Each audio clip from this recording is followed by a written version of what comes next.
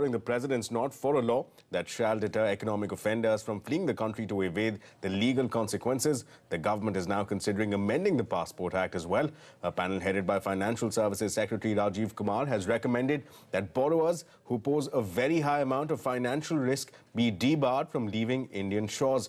Sapna, who broke that story, now joins us. Sapna, the intent of the government is quite clear. They do not want a repeat of the Vijay Mallya Nirav Modi episode. What else are you picking up? Well, this was a high-level panel that was headed by the DFS Secretary, and the recommendations or the report of this panel is now with the MHA or probably even the MEA.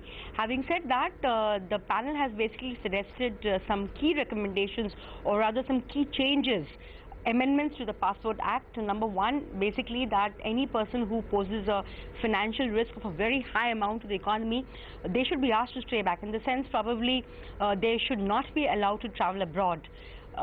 Basically the perspective over here, or rather the objective of the government is to make sure that there is no potential risk to the economy in terms of such persons taking flight while the investigations are on. So basically there's an interlude between the time an NPA is identified and a person may be classified as an economic offender or a willful defaulter.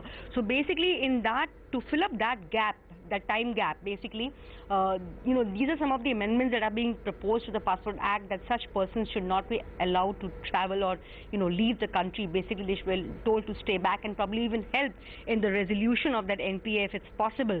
But government has taken, or rather government is suggesting enough safeguards while changing the Passport Act. That is basically, the threshold will have to be very high of such prescribed amounts.